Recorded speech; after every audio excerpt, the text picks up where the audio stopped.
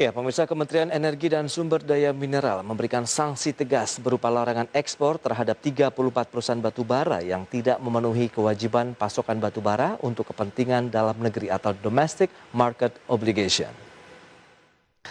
Ya, berdasarkan salinan surat yang diterima oleh IDX Channel, Direktur Jenderal Mineral dan Batubara Kementerian SDM Ridwan Jamaluddin mengirimkan surat perihal pelarangan penjualan batubara ke luar negeri yang ditujukan kepada Direktur Jenderal Perdagangan Luar Negeri, Direktur Jenderal Bea dan Cukai, dan Direktur Jenderal Perhubungan Laut tertanggal 7 Agustus 2021. Ya, dalam surat tersebut disebutkan bahwa terdapat 34 perusahaan pemasok batubara untuk PLTU, PLN yang belum memenuhi kewajiban pasokan batubara sesuai dengan kontrak penjualan dengan PT PLN Persero dan atau PT PLN Batubara periode 1 Januari hingga 31 Juli 2021. Mengacu pada keputusan Menteri SDM, perusahaan yang tidak memenuhi kontrak penjualan dikenai sanksi berupa pelarangan penjualan batubara ke luar negeri sampai dengan memenuhi kebutuhan batubara dalam negeri sesuai dengan kontrak penjualan.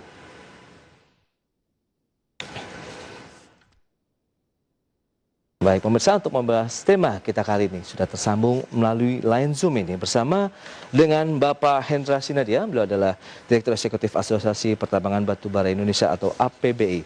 Ya, halo Pak Hendra, apa kabar? Alhamdulillah, kabar baik Pak Pras. Baik, terima kasih juga atas waktu yang diberikan. Ini menarik ya, cukup hangat juga diperbincangkan di dalam negeri. Ada cukup banyak Pak, 30 perusahaan batubara yang dilarang ekspor. Sebenarnya ada apa? Mungkin bisa disampaikan terlebih dahulu sebab musababnya ini. Pak Hendra, silakan. Iya, pertama ini terjadi karena lonjakan harga ya.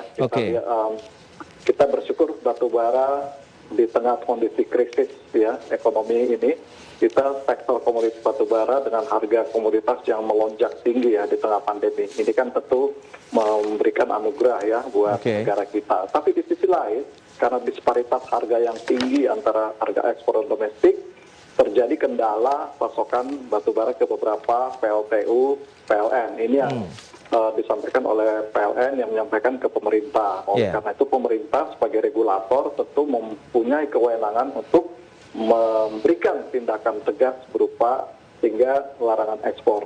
Kami dari APBI memang dari awal juga terus mendukung ya pemerintah agar menerapkan sanksi tegas jika terjadi uang prestasi dari perusahaan terhadap pasokan dalam negeri. Jadi konteksnya seperti itu yang terjadi. Oleh karena itu pemerintah memberikan sanksi tegas.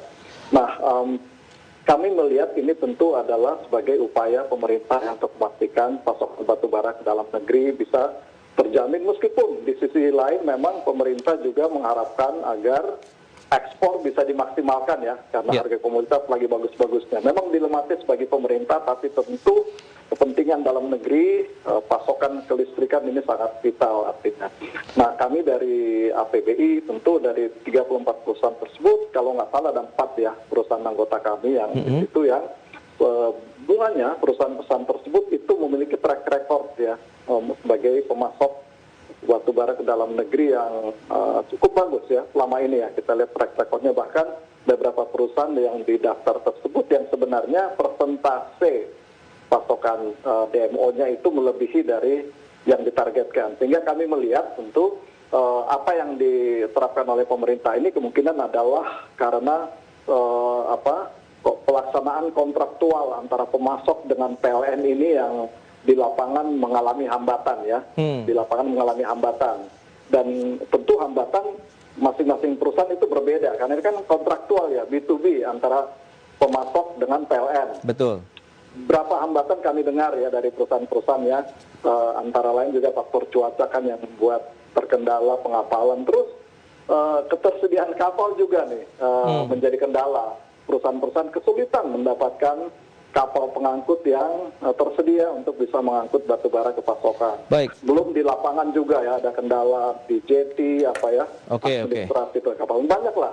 Pak Hendra, saya ingin tanya terlebih dahulu terkait dengan cuaca. Tapi kan kalau kita bicara mengenai cuaca kan sebenarnya sudah diprediksi begitu apabila memang ada kendala cuaca begitu di Indonesia pada saat pengiriman sesuai dengan kontrak yang berlaku untuk 30 perusahaan batubara tersebut yang di-ban oleh pemerintah.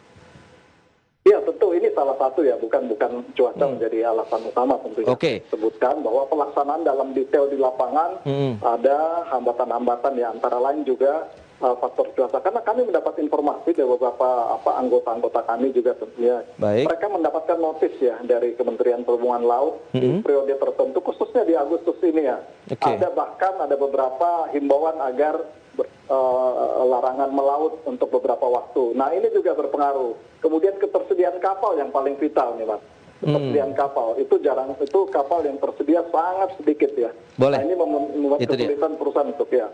Yang boleh saya tahu ini kira-kira Pak Hendra, untuk bicara mengenai ketersediaan kapal angkut batu baranya, apakah dari sisi pemerintah yang menyediakan atau dari perusahaan-perusahaan batu bara itu yang memang karena sudah memiliki kewajiban atau DMO tadi, mereka akan mengangkutnya kepada PLN begitu untuk memasok PLTU-nya? Pertanyaan menarik. Ini memang dalam pasokan ke batu bara ada, atau ekspor juga, atau pasokan pengapalan jalan batu bara ada menggunakan FOB ya. FOB itu free on board, berarti pihak penjual pihak pembeli yang menyediakan kapal ya. Jadi penjual melakukan kerjasama dengan pihak user buyer. Kalau CIF itu kapal diusahakan oleh pihak penjual. Baik. Ini umumnya dalam negeri ada yang CIF, ada yang FOB. Dua-duanya pun tentu akan mengalami hambatan jika kapal yang tersedia sangat kurang. Dan ini Kementerian SDM ya, ini terus terang bekerja sangat maraton, intens untuk bagaimana mencoba mencari solusi ya, agar ketersediaan kapal ini bisa benar-benar ada ya, untuk bisa melakukan pengapalan. Dan ini sangat detail sekali sih, Mas. Ini specific case antara satu perusahaan dengan PLN, bagaimana kerjasama mereka untuk pengangkutan dan lain-lain, itu sangat detail. Dan itu yang bisa berpengaruh terhadap kelancaran ya. Kelancaran. Tapi yang saya sampaikan bahwa ini isu ini berjalan secara dinamis, Mas. Jadi mungkin pada saat kita berbicara, ada berapa perusahaan-perusahaan yang sudah memberikan komitmen sih, Mas, sebelumnya untuk melaksanakan kewajibannya, dan bahkan pengiriman sudah ada yang berjalan ya secara bertahap ya. Jadi perbaikan ini menurut informasi dari Kementerian SDM ini terjadi hitungan jam ya. Jam per jam mereka memonitor itu. Setelah sanksi keluar langsung ada perbaikan begitu yang segera dilakukan oleh 34 perusahaan batu bara tersebut dalam memasok. Sebelum sanksi diterapkan sudah berjalan. Ini kan pemerintah tentu memberikan satu batas waktu ya. Yes, dan betul. Ya, kami menghargai apa yang diberikan pemerintah, meskipun memang secara teknis di lapangan perusahaan mengalami hambatan ya. Misalnya ini dari aturan yang diterbitkan tidak memberikan ruang bagi adanya peralihan ya, karena benar-benar Capman-nya dikeluarkan itu berlaku langsung, padahal perusahaan-perusahaan juga telah melakukan udah ada rencana pengapalan batu bara untuk ekspor dan lain-lain. Nah, ini yang jadinya beban perusahaan juga, karena kapal udah dari luar sudah siap untuk mengangkut, kemudian karena ada kebijakan ini perusahaan kapal harus nunggu, dan itu bebannya tidak kecil gitu ya. Dan satu lagi, Mas, ini ada kalau perusahaan yang dilarang ekspor itu tentu ada spek kualitas batu bara yang sebenarnya itu bukan untuk tujuan dalam negeri. Nah, ini juga terhambat gitu, padahal itu bisa dimaksimalkan untuk penerima negara dalam hal ini. Oke, memang bicara mengenai spesifikasi atau jenis batu baranya beda antara yang kebutuhan domestik tadi dengan yang diekspor? Ya, nanti sama, tergantung spesifiknya ya, itu beda. Kalau ekspor kan itu tergantung juga demand ya.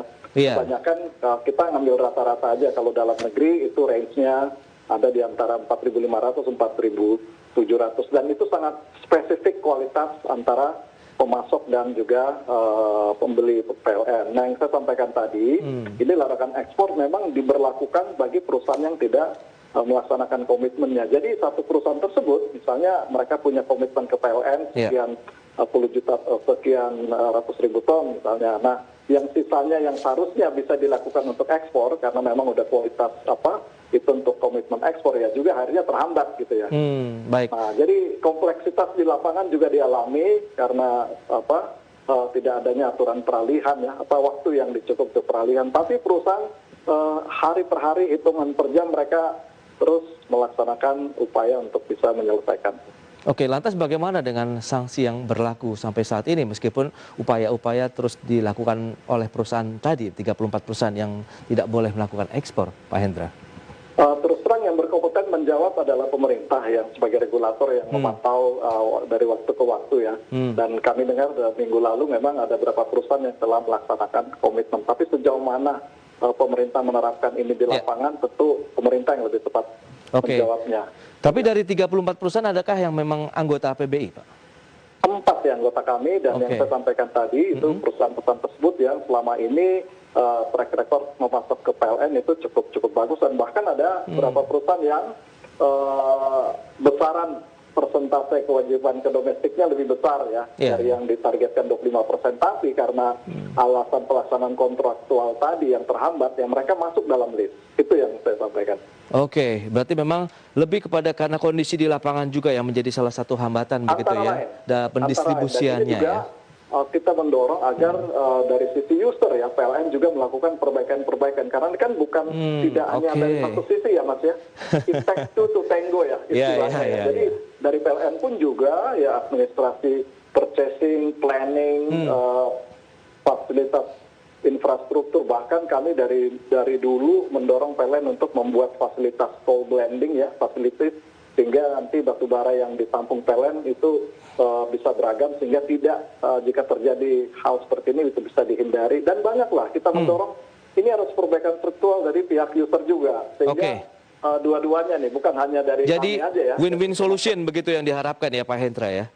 Tentu, karena kan terus terang ini dasar dari penetapan kebijakan demo kan salah satunya adalah keadilan ya. Itu keadilan bagi pemasok dan juga bagi si ini. Memang secara jujur ya dari pihak penambang dari awal memang mengharapkan agar penjualan ke dalam negeri juga mengikuti harga pasar ya. Harga pasar. Tapi tentu kami memahami dengan kesulitan yang dialami PLN, makanya kita mengikuti aturan pemerintah yang menerapkan cap $70. Namun dilihat situasi yang sering kali terjadi ya, jika harga lonjakan sangat tinggi, ini sering terjadi. Jadi mungkin ini menjadi momentum untuk melihat lagi apakah harga penetapan yang $70 itu masih relevan atau seperti apa ke depannya gitu ya. Baik, tapi kalau kita bicara mengenai pendistribusian batu bara yang tadi ditujukan untuk PLN, itu lebih banyak hambatannya tuh untuk yang daerah mana sih Pak? Daerah mana itu sangat spesifik ya. Tidak semua PLTU mengalami hambatan. Bahkan sebagian besar malah pasokan batu baranya itu lancar-lancar saja, tidak pernah mengalami hambatan. Jadi ada beberapa PLTU tertentu yang pemasok-pemasoknya juga pemerintah juga sudah tahu listnya gitu ya. Nah itu yang memang dari awal kita sebenarnya sudah mendorong perusahaan-perusahaan tersebut lah yang harusnya kejar gitu ya, yang ditertibkan gitu lah. 25% nih target dari DMO-nya sendiri. Apakah ini sudah sesuai juga dengan harapan dari teman-teman APBI? Tahan dulu jawabannya, kita akan jeda dulu sebentar nih Pak. Dan pemirsa, kami akan segera kembali sesaat lagi.